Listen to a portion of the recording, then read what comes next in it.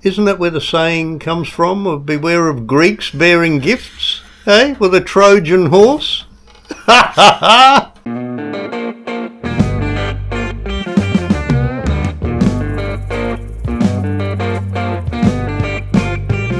You're here in the Gunners Club with Gunner, of course with Seuss. We're so glad you're here.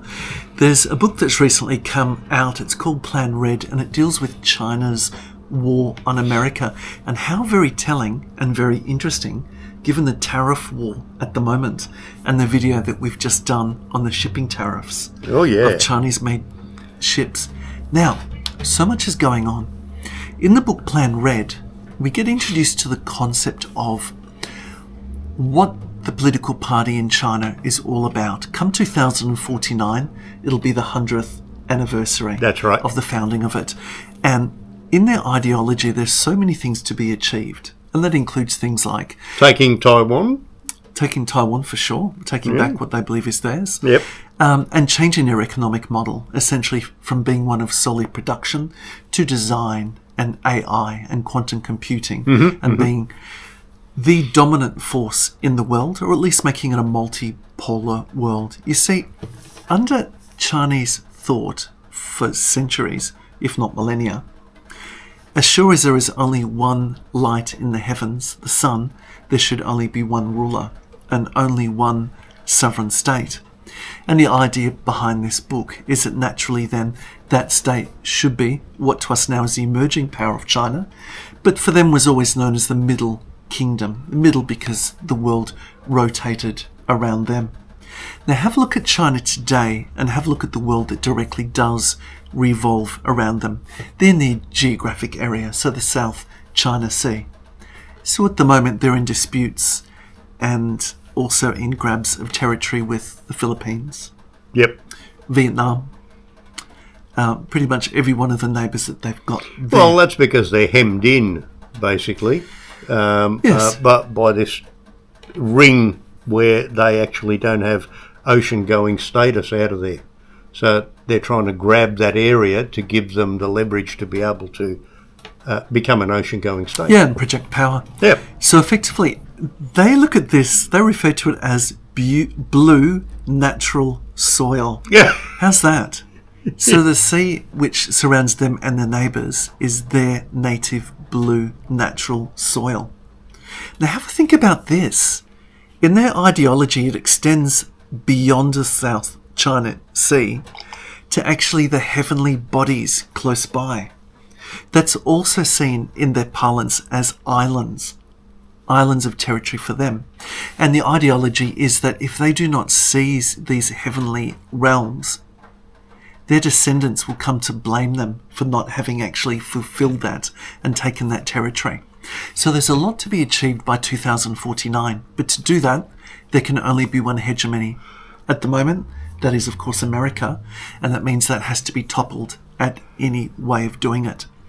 Now everyone's heard of the Belt and Road project. Yep. You could look at it in a couple of ways. Part of the ideology behind China is to portray themselves as being benign, so they come bearing gifts. Yep. You could talk to a country like Sri Lanka that let them invest in their port and then had to actually hand it back to the Chinese government if in fact that technology and that money was benign, or if it wasn't. Isn't that where the saying comes from of beware of Greeks bearing gifts? Eh? With a Trojan horse? Ha ha ha! I see what you're saying there. So essentially, what a fantastic idea if what you're trying to do is to make the world centric for your own power. You develop the roads and you develop the transport so that everything can be plugged into your supply lines, into your factories, into your new hegemony. And they're even using their own Chinese workers to build it, so it's of no actual benefit to the local countries. That can be very arguable. One of the major criticisms with the projects that they do deliver is that there's not the proper overseeing of the budgets and the projects before they're actually approved. It's a good reason why the world is starting to be more resistant to the ideas of being part of these projects or not. But I tell you one country that has become a firm supporter of the Belt and Road And that's Russia. Now, you could say you can judge a person by the company that he keeps, but if the company that you keep involves countries such as Russia and North Korea, you're already starting to have a good grounds as to how you're judging these. Do you remember during the Chinese Olympics 2022, and we had the warm embrace, almost arm in arm, of Putin and Xi? Yep. And soon thereafter, the declaration of the relationship that they had without limits, a limitless partnership. Yes. And basically the tacit approval was given, we believe, through China, and shortly thereafter there was the invasion of Ukraine. And lo and behold, recently there's been discovered Chinese soldiers fighting in the Ukraine. You see, to displace one power, it has to be done on a number of grounds. And the only country on earth that's got the ability to do that militarily, technologically, politically, and with the ideology to do it at the moment is China. So proxy wars are something which you fuel. The things which have been going on in the Middle East, one of which we recently did a video if you care to have a look at that. But there's more to it than just that. You see, you've got to idealise the world. Let's have a talk about that. Do you know things like the Confucius centres that you might find, for example, in local cities? Have you heard of things like the monies which have changed hands with Hunter Biden? Yeah. Heaven forbid. There's a number of ways in which you can actually persuade people to do things.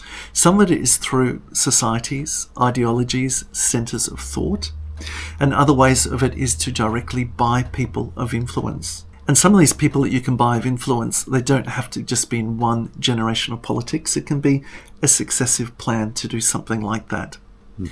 Now, what we're seeing at the moment is almost a hot war. The rhetoric that we're hearing is very belligerent, and I'm using that word purposefully.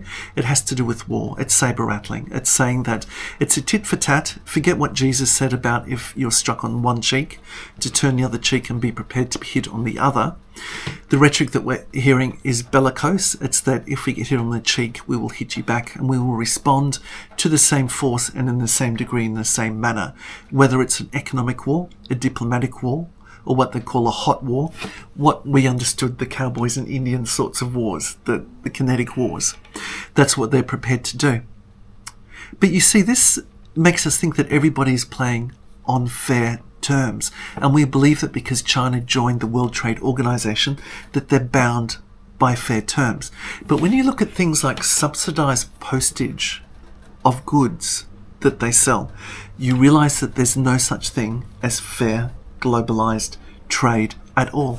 If you look at things like intellectual theft, for example. When China was accepted into the WTO, that was on the basis that they were an emerging nation. Yeah, and for that reason they still get subsidized postage as well. At what point do they stop being an emerging nation and stop getting these subsidies? It's really hard to recognise a nation that prides itself on having brought people out of an agrarian, or what we call in the European parlance a peasant lifestyle, having to do with the land, to be people who live in cities, who are urbanised, who are productive, who respect trademarks and patent laws, and they talk about the number of patents that they've registered.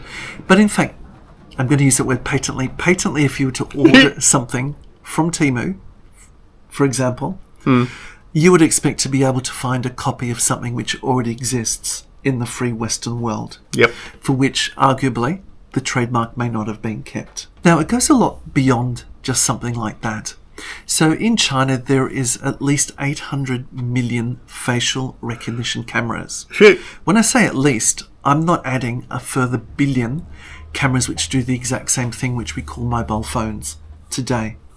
What that means is that in a closed central command economy with one state, and remember, if you've ever studied organisations or psychology at university, you learn that the purpose of a society is to perpetuate itself. So if we're looking at 2049 being the 100th anniversary, by 2049 they're going to want that Communist Party to hang around and still be there, and in fact even to be stronger, because that's how a society continues to exist. That means they have to be able to monitor economic activity and behaviour of people. So let's say one of the grievances that Trump has used for imposing tariffs is the importation of fentanyl precursors. Now, fentanyl, less than 2 milligrams of fentanyl in a dose is enough to kill some human beings. Mm-hmm. Think about the number that I just said. That's incredibly small. We're talking about a very large human cost, and naturally you want to defend your borders and to stop that from coming in. If you've got the equivalent of 2,000 million cameras and all of the banking and production is known by the central state, the production, the movement and the transfer of money afterwards must be known by that state as well. Yes. And it's argued in that book that a lot of the transfer of cash from the sales is done through those banking apps. Those banks, in fact, being largely owned, if not fully, by the central party as well. So this, in fact, must be known. This is something that must be known. You can say, well, if we're not in a position to condemn the fact that it's actually happening, we must be at least in a position to say that there should be an ability to control, regulate it, restrict it, and eventually stop it from happening. You could go a further step, as in fact this book does, and talks about the production of COVID. Now, COVID has killed over 1.2 million American citizens. That's direct death of American citizens. So that's one form of war that we're talking about. You could say, well, we don't know effectively who was involved in the production. It has not been concretely proven. But it's also killed far in excess of Chinese people. Certainly given that same COVID. It certainly has. So if your idea was to a war to kill, well, let's just single out America for the point of the argument. If it was a pathogen to kill one people. It sort of backfired a little, really, didn't it? I would say that, but let's then take it away from that to say how, in fact, should a state handle the containment of something like that. The first thing that happened was that it was delayed, so the world was not told in a timely manner of it. That resulted in deaths. Secondly, it was told that it was not transmissible from human to human. So not only was it delayed, then it was direct misinformation, which resulted in further death. The third thing that happened is that it was said that it was not from that origin, and in fact other countries were directly named as being the creators of it. At least being involved. Well, not the ones that they've named. It doesn't seem to actually have tied up with the truth, and if the truth is what actually happened, then that's something that matters. Now, going forward with this war, which is between China and America, it's an ideological war. It's one, remember, that we're talking about all people are one family, which is basically one way of saying that this will be the hegemony and everybody else must fall into line under that, and there is only one sovereignty. The next level of war effectively would be what we call the hot war. It would be a war that would be fought with boots. But this is really only a cycle as such, because you think back not too far in the last 100 years, Britain was the hegemony of the world, and then after the Second World War it became America. The cycle goes on, and now China wants to supersede America and become the hegemony. And of course, America wants to hold on to its status, rightly so. If you're in that position, you want to hold on to that status. So it's going to do whatever it deems to be in its power to hold on to it by keeping the up and coming down, if you like. Yeah, I still remember the idea that the sun never set on the British Empire. That's right, yep. Because they commanded such territory. For them it was through the Navy. They never had the number of soldiers to be able to hold that. No. China will be a very different matter in that, yes, they do have a Navy. It's less blue ocean, less blue water, that's I right. guess, than what well, that's why they want to break out of that through the South China Sea. For sure. And Taiwan as well is something which is in their mind. Now, for them, they've given the command that they want to have their navies ready within 2 years to actually be able to do that.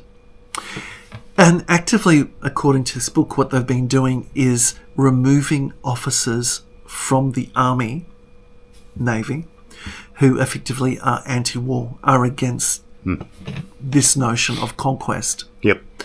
So that they've got the ideology, the unquestionable ideology in place to do that. Now, what actually is happening here? We've got a complete decoupling of production for the world at the moment. We're going to see savage price rises. In some parts of the world, I see that we're going to have some severe price drops. I think Australia will see price drops as China is desperately looking for other markets. They're unable to port their Chinese-made ships in American ports without paying at least $1.5 million loading, which we believe will go up maybe to $3.5 million or Correct, so. yes. There'll be the tariffs are of 145%. They'll be looking for other areas. But eventually, as trade becomes more restricted and order books fill for alternate suppliers, costs will naturally start to go up. Now, what happens ultimately? I'm not the person who wants to predict a war. Although if you're interested, we've done a couple of very interesting videos on Australia's submarine projects and also on nuclear war. Have a look at them. You won't be able to sleep at night. But effectively, if we were to see a hot war erupt in Taiwan, it would disrupt some of the key technological ingredients that we need for the Western economy that we drive at the moment. We're living in a position, and you've heard of the Chinese curse, may you live in interesting times.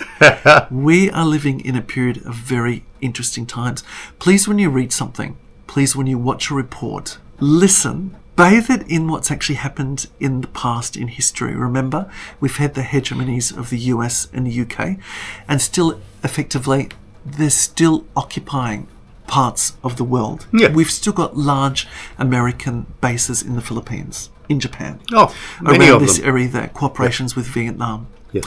So China is not operating in isolation. They're operating and reacting against the constraints of an existing economic and social system that they're in. But please, whatever you read, have a look at it. Think about both sides and actually what's going on. Very interesting times. Very interesting time. Yeah.